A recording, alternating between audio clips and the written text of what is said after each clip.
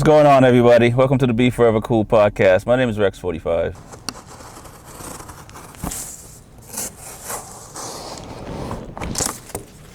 All right.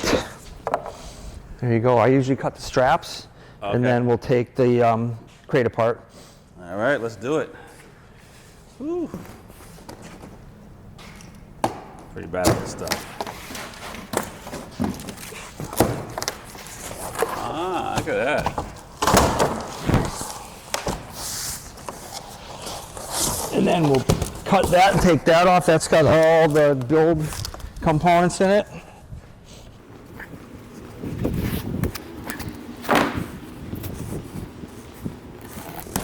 This is what it's like, huh?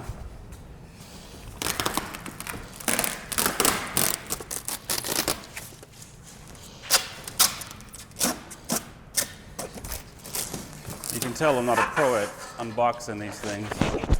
We'll get you there.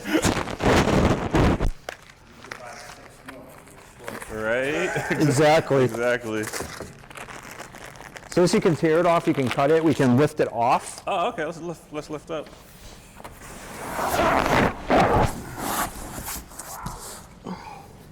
Wow, indeed. Wow.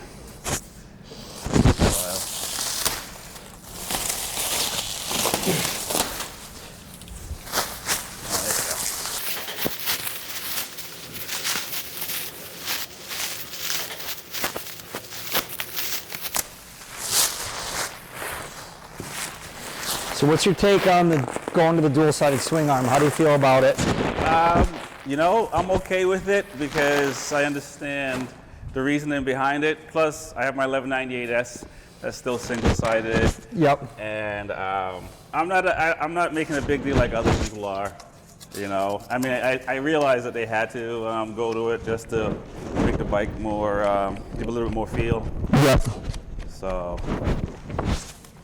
and it looks good the way they did it. So, I haven't seen one yet. This is the first one that we've gotten in. yeah. So I haven't had a chance to see the bike in person. Okay, so this is kind of. This is the first one for us. Both of us.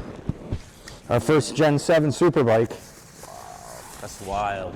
And to think, like in 2018, when it first came out, and how, from what I heard, because I haven't ridden any of them, it just seems like it took a lot of energy to ride and to manage, you know?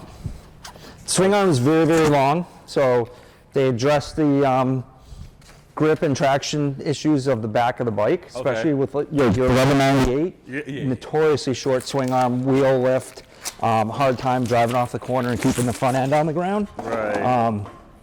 The Panigale's got longer swing arms, these even more so. Oh, okay. And do you know how much is the wheelbase longer? I haven't seen the numbers yet. From the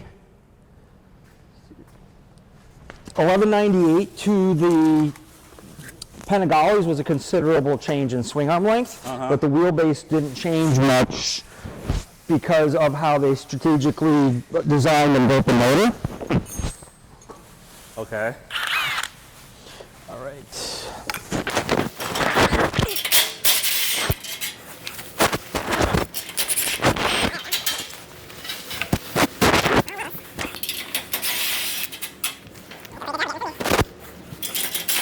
I'm pretty sure it's not quite how Apple does it.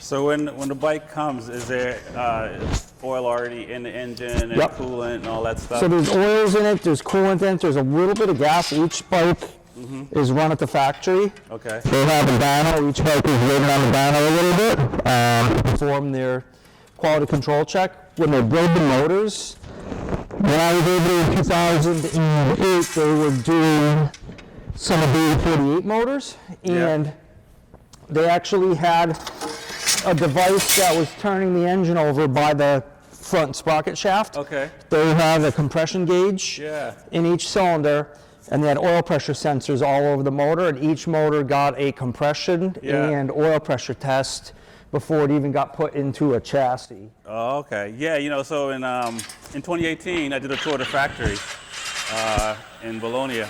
Yeah, it's pretty cool, you know, to see, like, you know, there's like at least 6 techs working on, you know, one section, and they all got to sign off and all that. That's pretty efficient. I was pretty intrigued with the guys doing the engine building. They were putting those motors together really, really quick. Yeah. All right. All handmade. John, can you grab an end? We're just going to go straight up with this.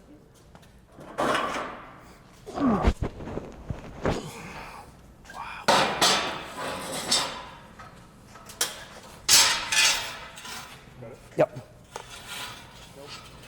All right, Dad, hang on. I am happy. Flip it. I'll keep going. Yep, there we go. Wow. It's pretty, I'm lost for words, man. Yeah, dude.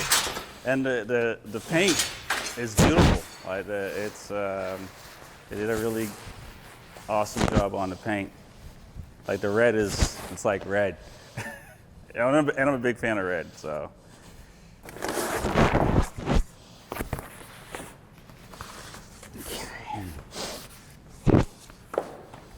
We're gonna have a lot of fun together, that's for sure. So I ended up going with the base model because we're gonna do some mods on it and build it up.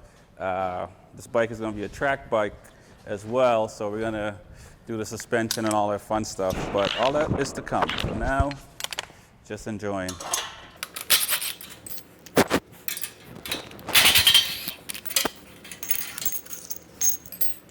I was only concerned about how much grip I was gonna have, but rear set has enough grip.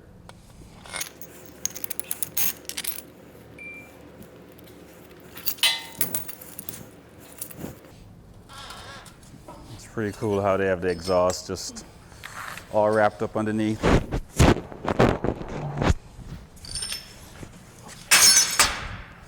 Your hands clean, John? Okay, you got the bike? All right.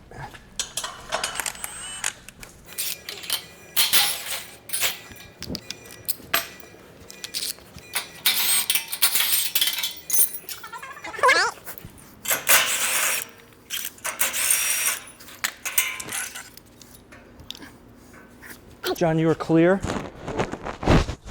Third. Got 2 lips to wet. Rear wheel's clear.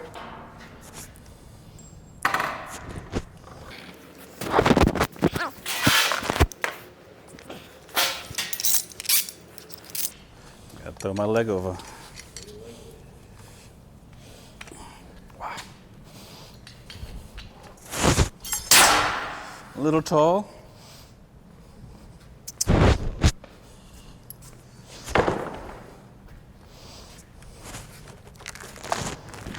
Very excited. Yeah.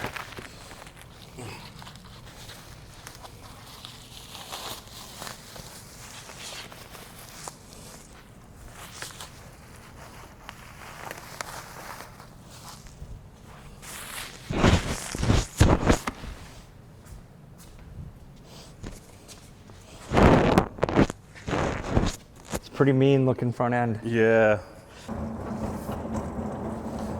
Ready to go riding. Ready to go riding. Wow. I'm speechless, man. It's just it's a beautiful bike. And it's beautiful, but it's also should be obviously it's pretty fast. But just the tech on it, that's the part I'm really eager to just to see how it works and get it on the track and see how much difference, how much quicker I can be, how much quicker I can be with the tech. So, but I gotta do the break-in miles first. But that's gonna be fun. It's a nice time to ride a bike in Florida. Yeah, well. I'll go easy, maybe the first 25, just to scrub it in a little bit. Wait for the 100? scrub it in a little bit, but Yeah, break all your tire warmers and throw them on it. there you go, right? They got the underslung caliper, so changing tires is going to be easier. I think even just having the double-sided swing arm is going to. I've never changed a tire on my 1198 as far as at the track and stuff, but I gotta assume this has to be quicker with this than the single side. Well, the single side, you just have the one big nut, Yeah. and then the wheel comes off. On the Multistrada, you have to pull the muffler off. Okay. But all the race bikes, everything's tucked in. I haven't had the wheel off this, obviously. This is the first one we've got, but one of the things we do on these bikes to make a quick change work better is the rear brake caliper bracket is physically attached to the chain adjuster. So when you pull the axle, the caliper doesn't fall in the way. So that saves a huge amount of hassle. And then the other thing is there's a plate right here under the swing arm that goes in a little bit. So when you pull the axle, the wheel drops maybe 3 millimeter and it sits on that shelf. So with these, you pull the axle, the wheel drops, you just slide it forward, loop the chain off, and then you pick the wheel up and out and you're done. We can do tires on this in 45 seconds in the back because of the quick change. The spacers are captive so they don't fall out. So looking at this, probably will be the same thing.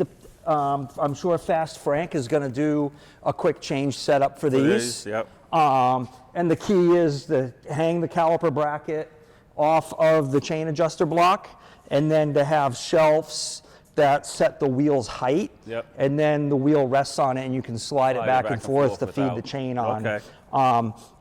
That's usually how the back quick change is facilitated.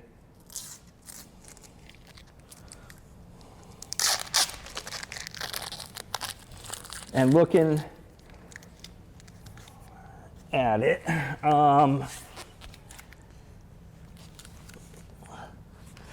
I think the caliper bracket is part of the chain adjuster. And then if you look, so I think they've already designed it. See the slip right here? See the wheel spacer? That's your alignment pin right there. There's one on this side too. So this bike is kind of going to have, it looks like a quick change set up in the back already because there's Frank out of business. For this one.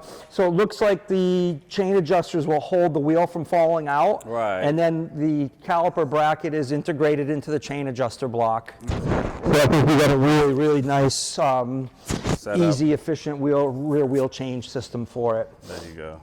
All right, cool. We'll put this up on the lift and go from there.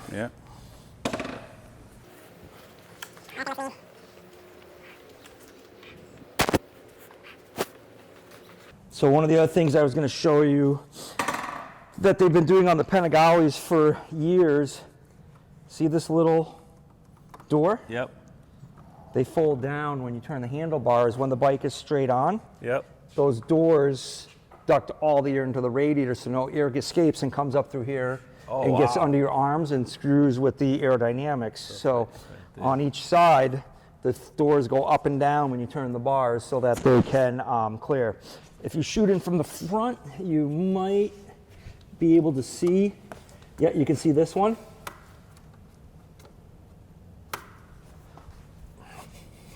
So the little details, the old 851s, there used to be a big rubber that went from the front of the radiator to the triple tree, and it was bent like a blind.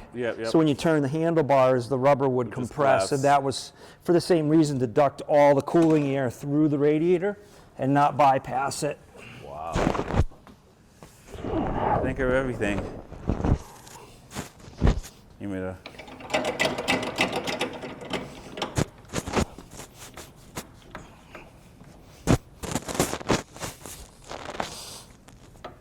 Okay, excellent. So the stock mounting location for the shift linkage up here gives the bike standard shift pattern 1 down, 5 up. If we move the mounting location from here to the lower threaded hole, now we'll have GP shift, so we don't have to buy any extra parts to have a full GP shift conversion on this. Race ready, right out the door, just about.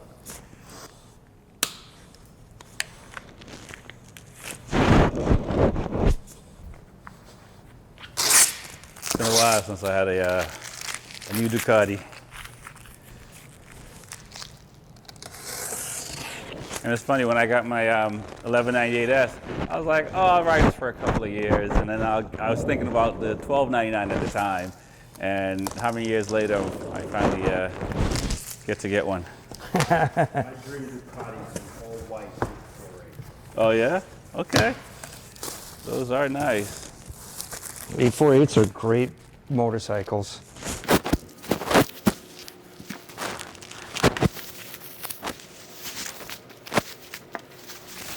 I like how they set up the new mirrors too.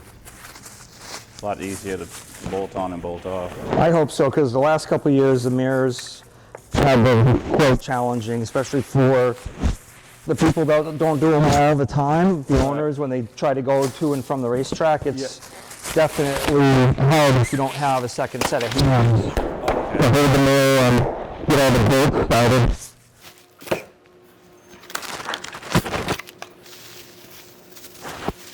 So now, do you do like software upgrades here, or that stuff is already taken care of? So, with early production bikes like this, as well as new models, we find them to be a plethora of updates. Yep. Especially because they don't want to hold delivery up, so they'll put them on the ocean and then be adjusting the software calibration. So it's not uncommon when we get the bike stateside and we plug them in for the first time for there to be multiple ECU updates. Okay. And then bikes like the Multistrada, we're still continuing to update software to improve functionality of things, fix little bugs. They're constantly evolving. I mean, they'll fix bugs just to change the odometer calibrations because they found the odometers to be off a tiny bit. Gotcha. So they're constantly Improving. improving. We saw one the other day, and it basically was a dashboard update to make the service reset function better. Oh, wow. So it's like they don't just do updates for major things, they'll do it for small little feature comfort reasons as well.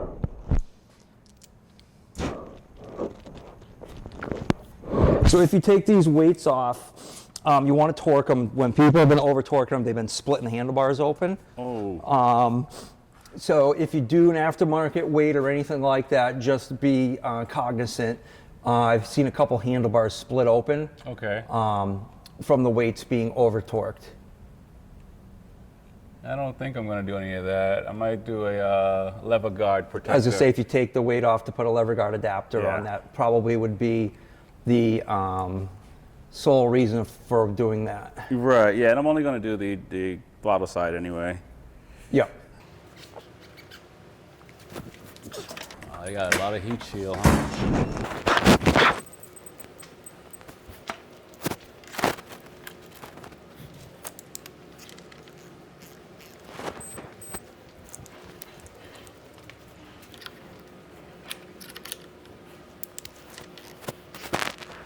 How long have you been working on Ducatis?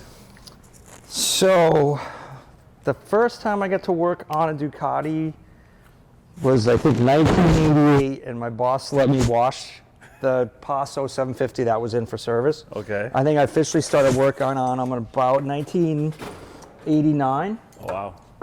And we got our first franchise in 1991 at BCM. That was when the 851 was the king of the heap. Right. So, I mean, how you feel about like the growth of the bikes over the years? The growth has been tremendous. It's been great to see the company win multiple World Superbike titles with Carl Fogarty and Troy Bayliss and all of those guys, win MotoGP. We've seen them come from financially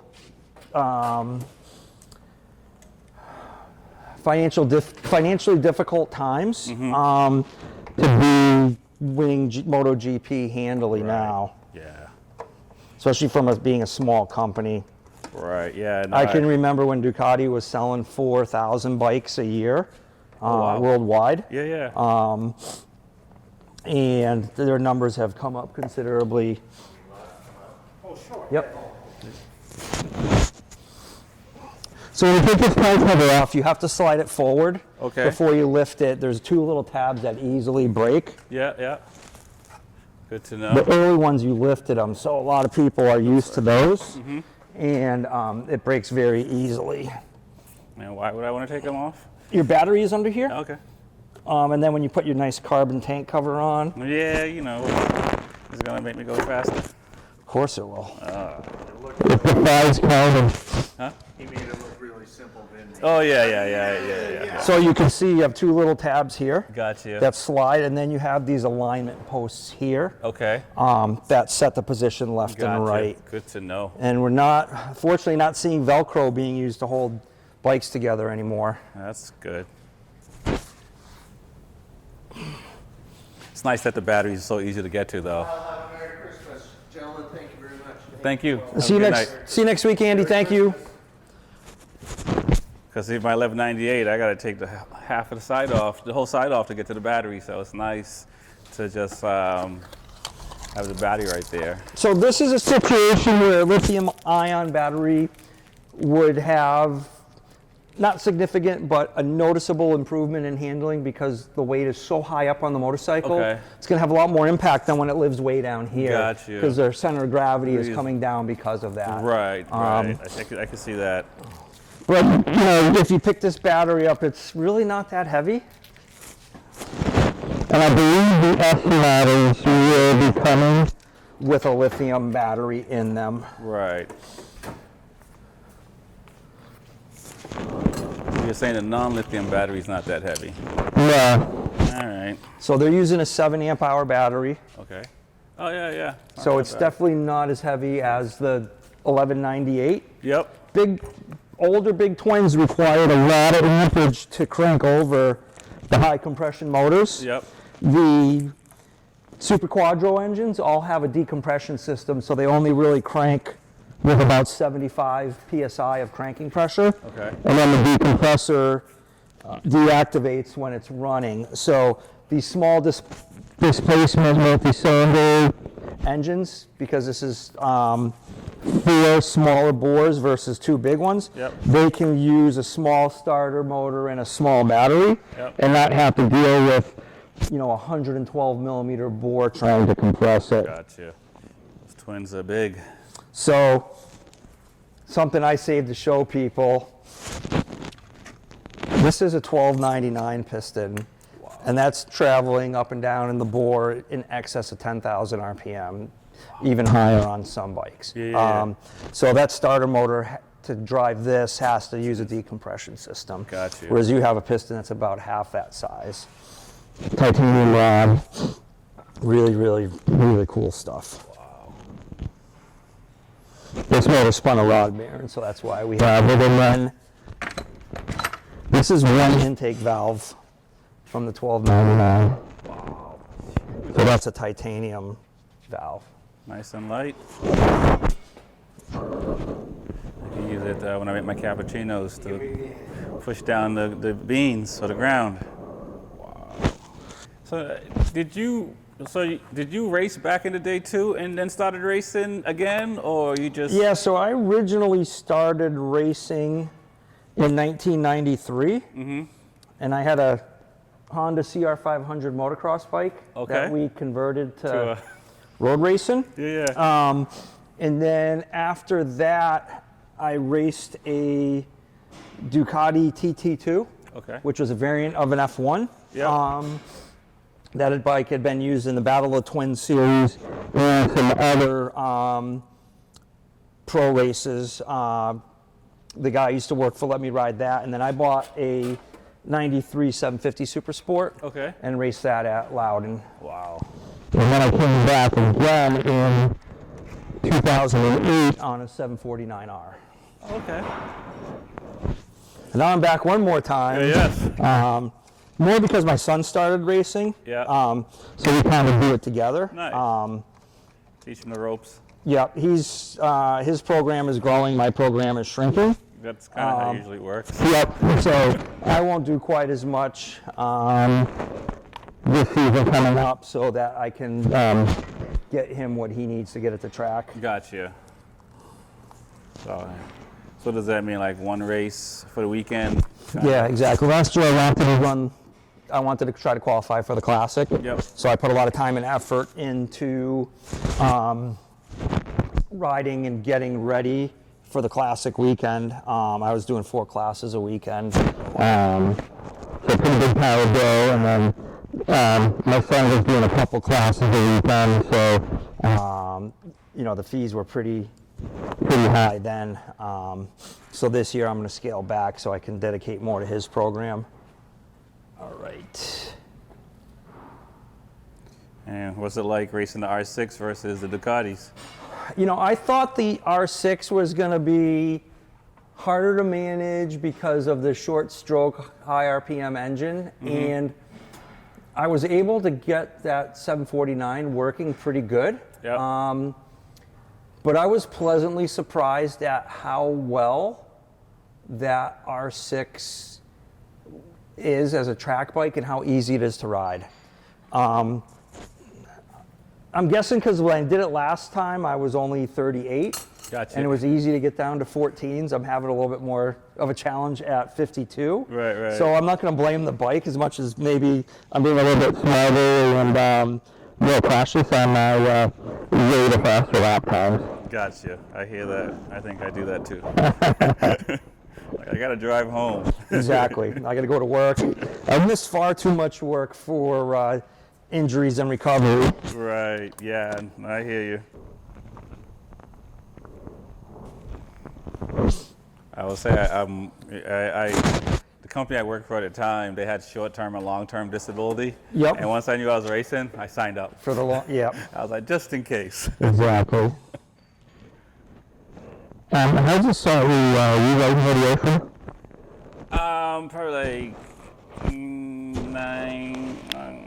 Probably like 9 minutes away, but Okay. like I'd have to go to the beach deliberately.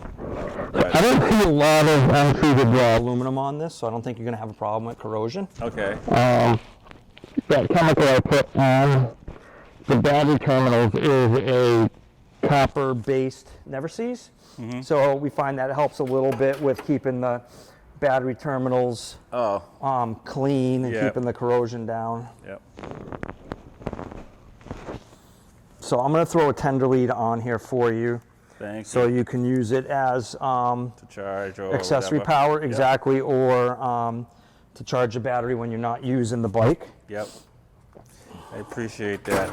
I cared more up here when I used to use the heated gear up here and I was wired in. Yep. But the new heated gear now, the battery stuff works really good, and so I'm not strapped to the bike anymore.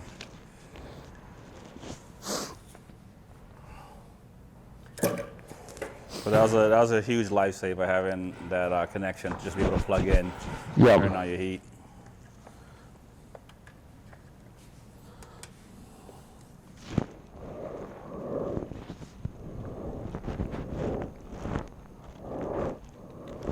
But I am going to enjoy the bike for sure. And I think enough time will pass that I can ride it stock, and then by the time we start doing the mods, I'll have a good baseline of what it's like. Yeah, stock. I try to do that as much as possible when we're working with customers, especially suspension. Yep. That way you can feel a tangible change. It adds value to the work when you've ridden it stock and see the improvements that it makes. Right. But also, I don't want to take anything away from this as a stock motorcycle. Well, if we never rode it stock and we did all the work to it, and it comes out as a really, really good motorcycle, Right. we don't know, was the bike that good out of the box, or were there some shortcomings, and all the performance work and the accessories is what made it shine. Right.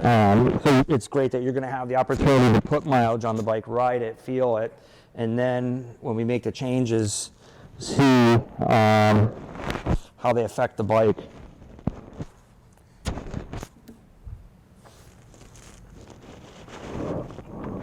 And the exhaust is going to be a big weight shaving. Heat too. Heat? Okay. Wow. Yeah. Okay. So with the exhaust being an off-road racetrack only exhaust system, they're able to get rid of the catalytic converter. Okay. So there's a lot of heat there. And with some of the emissions removed from the bike, you're reducing engine temperature. Yep. So the felt heat at the rider does come down. This bike has standard deactivation. Yeah. So at idle it will drop the rear bank so you don't get cooked from It's not like- that. So that helps tremendously. But just taking the heat out of the exhaust system from secondary air injection and some of the other things will help. Well, since it's your bike, you get to do the honors. Oh man, I love it.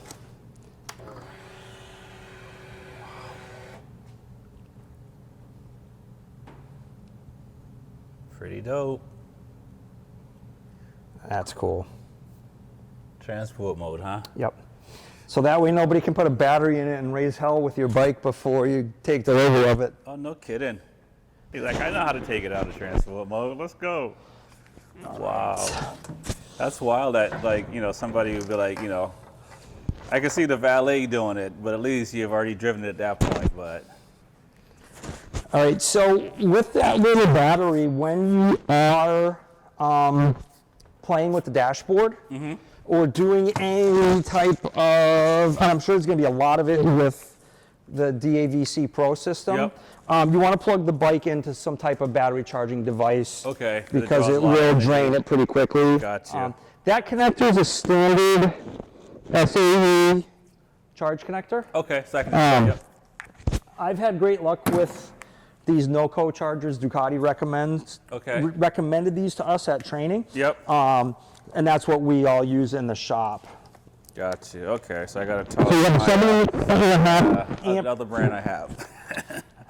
If you have another brand, one of the things to pay attention to is that it doesn't charge for long periods of time without the light turning green. Okay. I've had a few battery maintaining devices where they would stay red and constantly charge the battery at 750 milliamps. Yep. And the battery case would end up overheating and would get all ripply. Okay. That's the precursor to the battery splitting open and leaking acid. So you should always see the battery come up to charge pretty quickly and then go off, especially if you get home from a ride Yep. and plug it in. It should be red for maybe 5 minutes And then go. and then go green. You can see this. The battery hasn't been charged in a little bit, so it's going to Take a little scroll bit through. Yeah. I was gonna ask, like, should you put your bike on a battery tender, like, pretty much keep one on all the time? Because I really do it, but. I've had a couple customers that have done that, and they've gotten 8 years out of a stock battery. Oh wow. Good battery maintainers trick the battery into thinking it's being active and used. Yep. And I think that's what helps keep the battery having a very long service life, is that Right, yeah. it never really thinks it's sitting and going dormant. Gotcha. Yep. Yeah, I don't know if it's similar to like computer batteries and stuff like that, because they have to go down, draw the power down and go back and forth, because they'll forget how to recharge themselves. Yep, they kind of get like we used to call it like NiCad memory. Yeah. These are pretty good, like the lithiums do not like going down below a certain voltage, so lithiums always want to be kind of held Yep. at that spec. And then the lead acids recover better when they're discharged really far, Gotcha. but they don't really ever get in a situation where you want to drain it down Yep. and then bring it back. Hey, okay.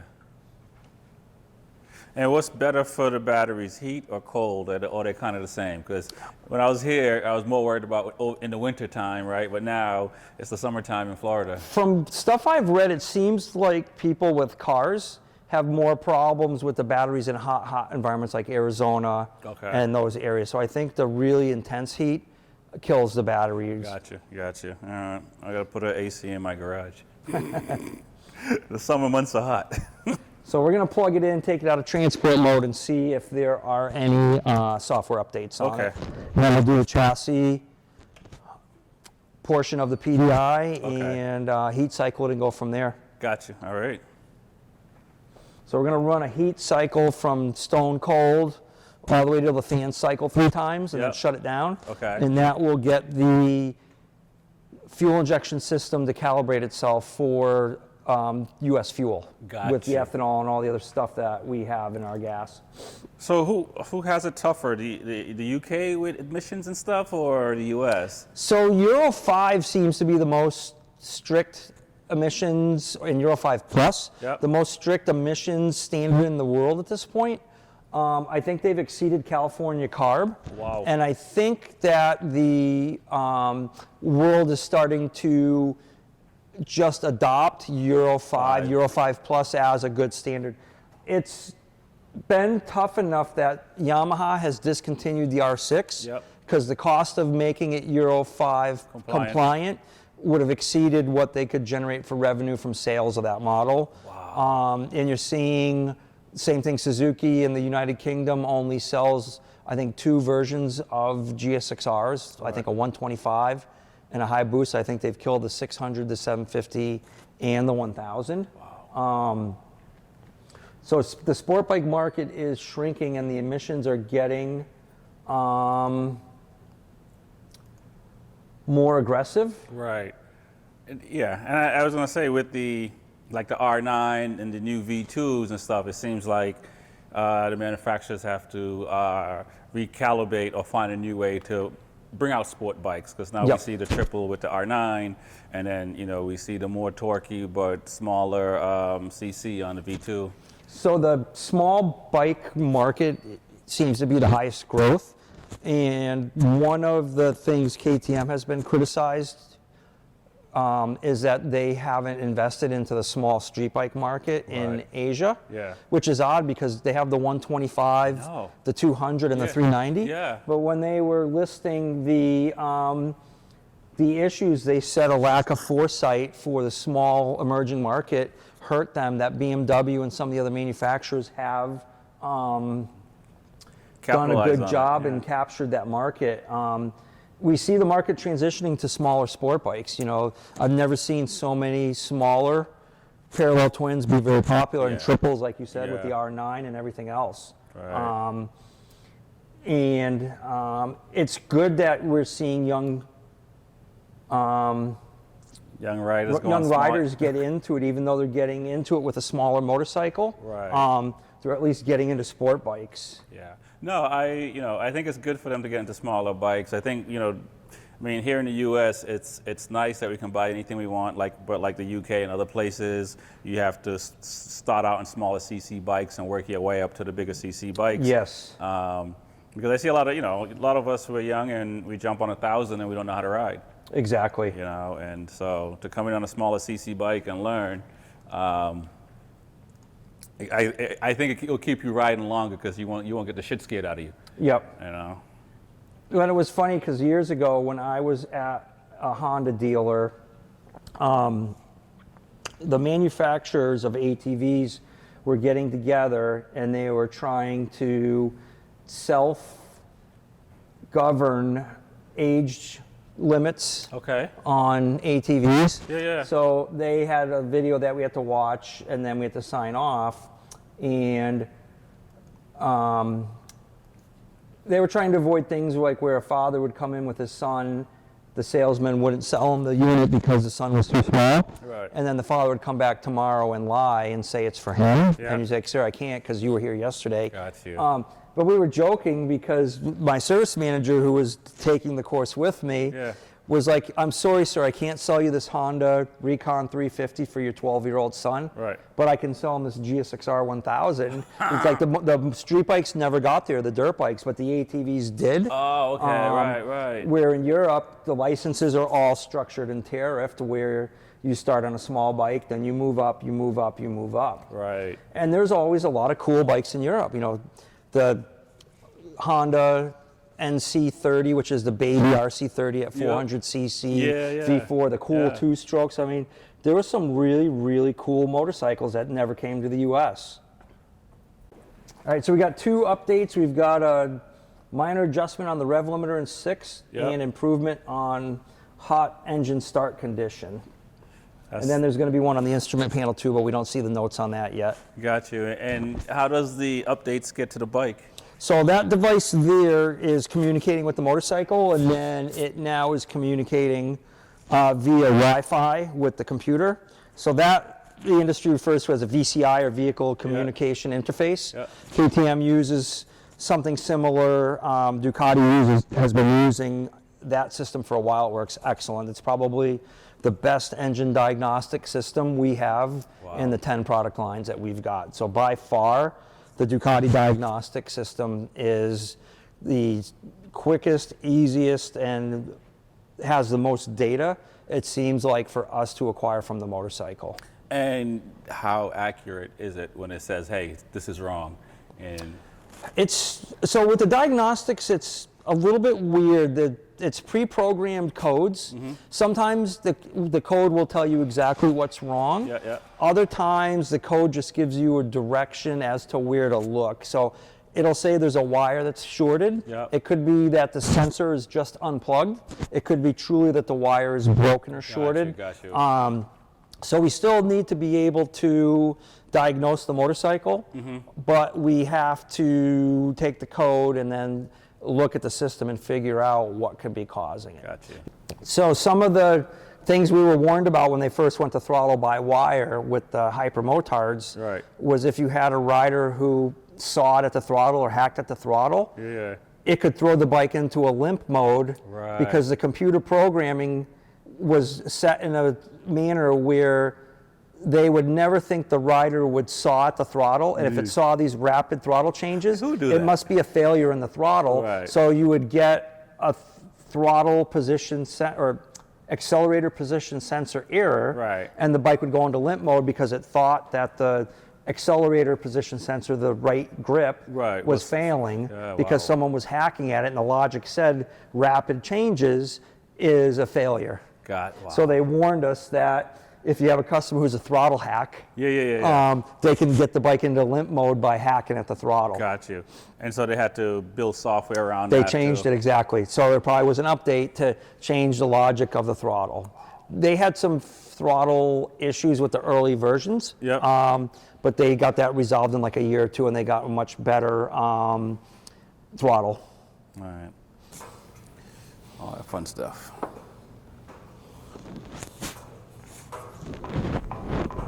We want to talk about the add-ons now.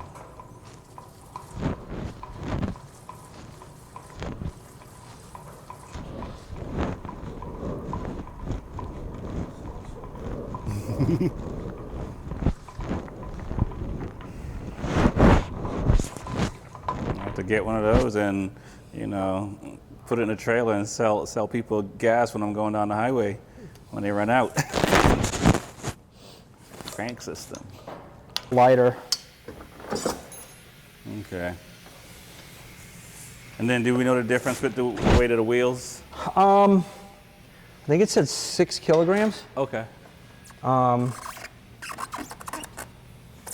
So the wheels were pretty significant from the standard cast wheels, not the forged wheels.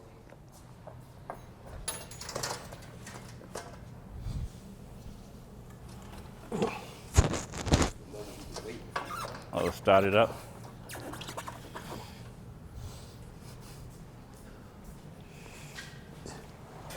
Ah, look at that. That's dope. Need one of those in the garage.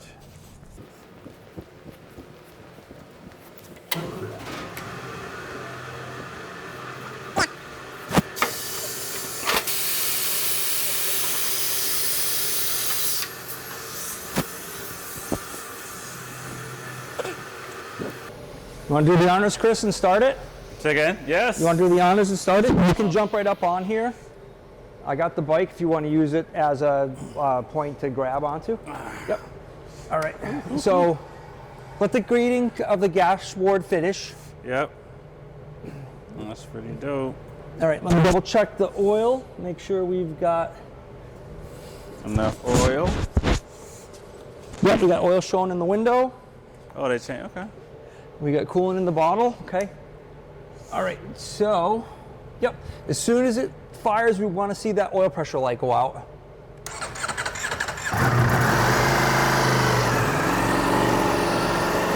And just let it idle, no throttle. We're gonna let the fan cycle 3 times. Yep. And then we'll shut it down.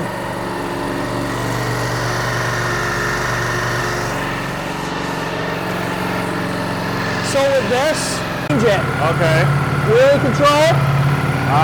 Engine brake. ABC is engine brake control. Yeah. ABS. Traction. Okay. Gotcha. Now over on this side. Yep. Oh, okay. Yep.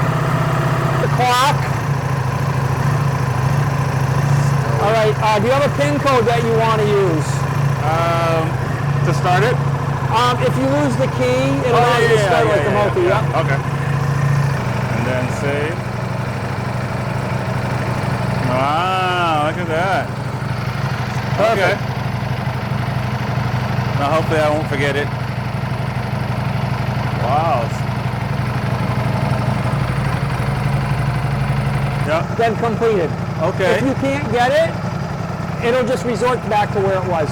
Okay. As the tires wear, you want to do it when you get fresh rubber on, or Yep. if you put slicks on or make a major change. Yeah, okay. Good to know. That's dope.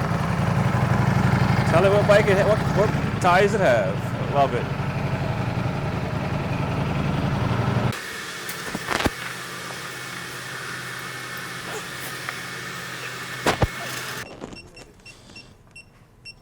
All right, so we ran the bike from cold to hot with 3 fan cycles so that the fuel injection can adapt and calibrate itself to the US fuel. Now that we did that, we have to let the bike cool down so that it can set the information that it learned into its long-term memory for its adaptation.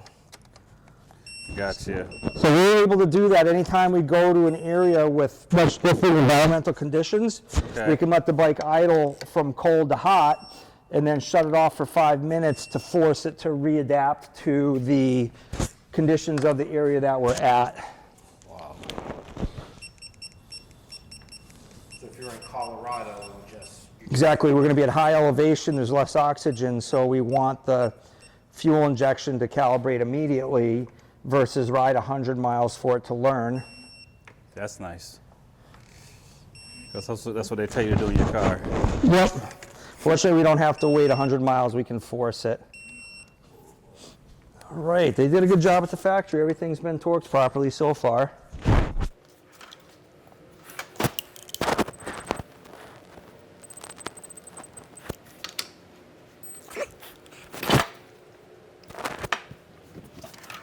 So up until this bike, would you have said that 24 was the best Ducati they made?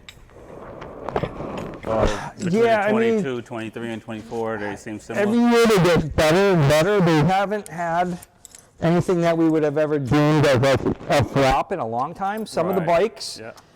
technically were more advanced than what they were replacing, but they weren't publicly accepted well. You know, the 999 was a perfect example. It was a great motorcycle on Yeah. paper, but the public did not accept that motorcycle or take to it kindly. Right. That's a bike I still want to own, hopefully one day. I had a 749R and I loved that motorcycle. Yeah. Public is a bit finicky when it comes to what they expect from certain Yep. things. And, you know, we had that whole long debate of form and function. Yeah. You know, they drop these beautiful designs, and then when it goes to engineering to be produced, there's funny conversations, like with the original Multistrada, they wanted a low seat height with that design, and the engineer said, okay, we can make that work as long as there's no rear suspension on the bike. So when they put the suspension linkage in, they had to use that low seat height. Yeah. Wow. So we're going to flip this shift lever over. Okay. Get you set up in GP shift. Yeah. I have to say, all my bikes are GP shift. I don't think I need it anymore. When I first started riding, I just did everything because I didn't want to think about it. Yep. But you know, after having a dirt bike and there's no GP shift in that, I realized how easy it is just to switch back and forth mentally. The biggest problem I have is if I ride a motorcycle hard on the street, and I don't do that with customer bikes, I automatically start going into GP mode. Yeah. And even on the racetrack, if I'm riding a bike easy, Yeah. I catch myself going into conventional shifting mode. Needle bearing for the pivot. That's the Okay. first for Ducati. It's usually a bronze bushing in there. Oh. So they went to a needle bearing, and then this is a ground precision, what would be called the inner race. So kind of nice to see a needle bearing there in that location instead of a bronze bushing. Bronze bushings work well, but they wear out quickly and they have a sloppy leather that wraps around. Yeah. So some of the higher end rear sets, they would make a point of advertising that they were using needle bearings in their shift linkages. Right. All right. Explain GT shifting. It's just reverse shifting. So instead of one down, it's one up, and then the rest are down. Versus standard is one down and the rest are up. It's just reversed. But it's more for when you're on the racetrack and leaning over. It's easier to go up a gear to push down than to go up. Especially if you're in a corner where you're leaned over and you have to grab an upshift as you're exiting the corner. The GP shift allows you to just shift by pushing down on the lever and your foot is not underneath the shifter where it's going to get ground into the ground. I didn't even think about that part too, but yeah, you're right. Because I think you're more likely to upshift coming out of a corner than you would be to downshift. Right. There probably is an anomaly where you would potentially downshift in between a decelerating chicane style section. But I think mostly everybody in most tracks, it's an upshift coming out of the corner, not a downshift.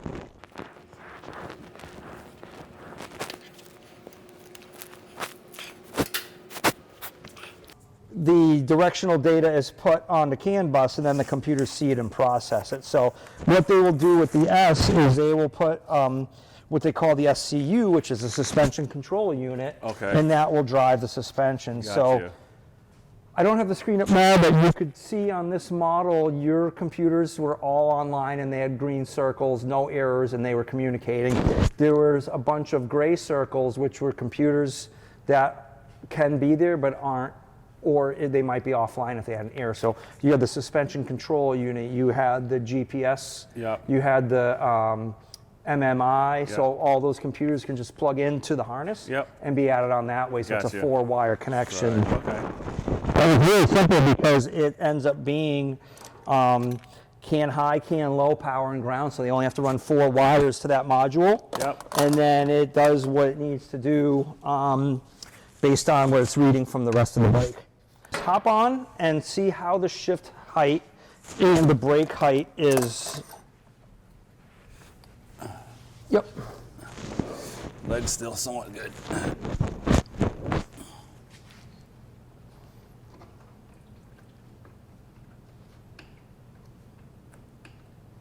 Could lower it a little. You gonna go lower, Lou? Okay. I won't really know until I'm riding it though. All right, let me see if I can. I should be able, yeah.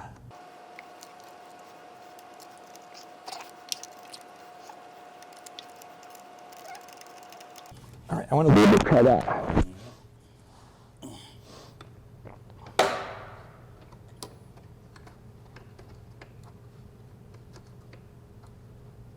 Yes, good. You like that? Okay. Yeah. So this one's, if you want to, how's the brake pedal, the rear brake, is it close?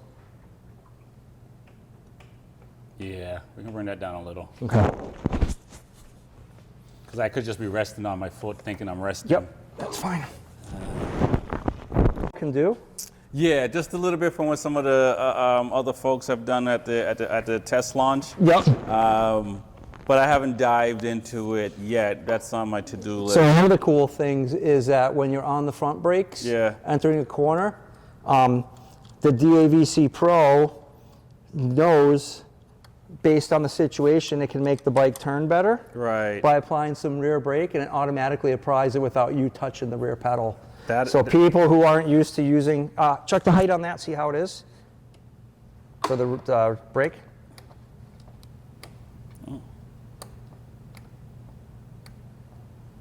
Yeah, that's good. Can you like? You want to go a little lower? Like an eighth of an inch higher. Higher? Eighth of an inch. Not much, just a little bit. Okay. It feels like I'm reaching a little too much. Just a little. Yeah, no, I'm curious to see how. All right, try that. Yeah. I don't know if I went enough.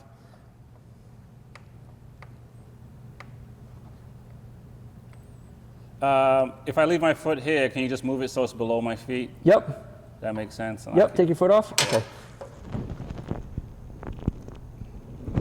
Try that.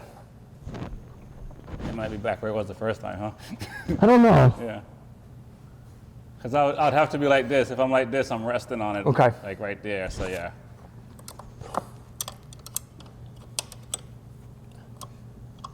Yeah, I didn't pay attention to ergonomics and early on in my ride-in. It's probably like the last 5-6 years that I started paying attention to it more and how much it makes a big difference. Just like adjusting your levers just a little bit, Yeah. stuff like that to make you comfy. Oh, Okay. sorry. Cool. Nope. You're good. All right. I have to adjust the. Yeah, that's good right there, though. Cool.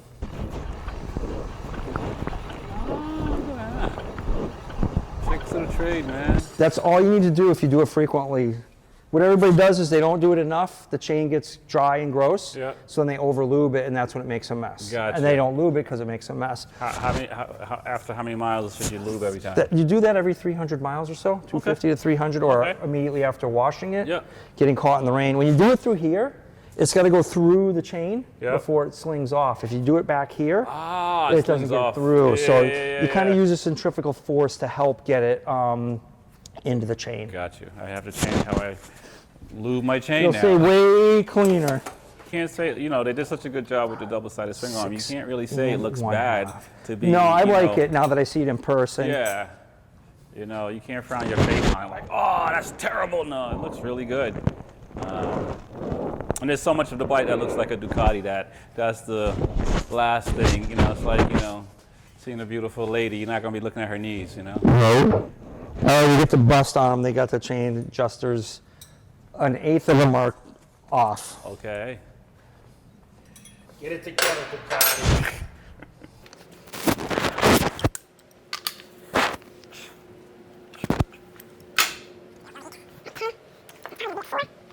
So these adjusters are going to be just like your R6. Oh, okay. You're going to break through the nut. Yeah. Then you're going to turn the adjuster in. Yep. So in other words, I should get some aftermarket adjusters, is what you're saying? No, because I think you're going to have the integrated brake caliper mount. Oh, got you. Okay, yeah. So I'm sure someone's going to make a completely dope billet aluminum one Right. for crazy money. Okay. But I like the setup of exactly, it's at 1/4. 1, 2, 3, 4, 5, 6.5, 6 3/4 from the back. 1, 2, 3, 4, 5, 6. 3/4 from the back.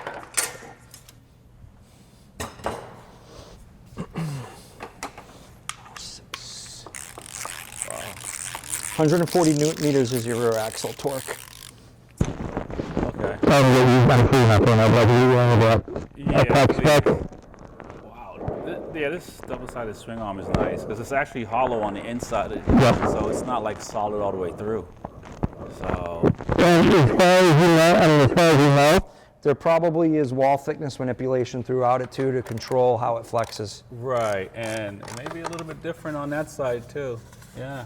Well, there's a plastic cover. Yep. So there's an open area that they put a cover over.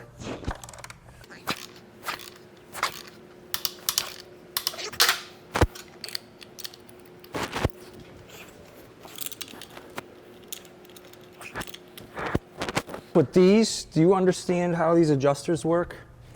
Yes. So they thread into the swing arm, Yep. and there's a shoulder on the inside right here. Okay, yep. All right, feet on the pegs. Working the core out. All right, get in the riding position. Okay, stay there.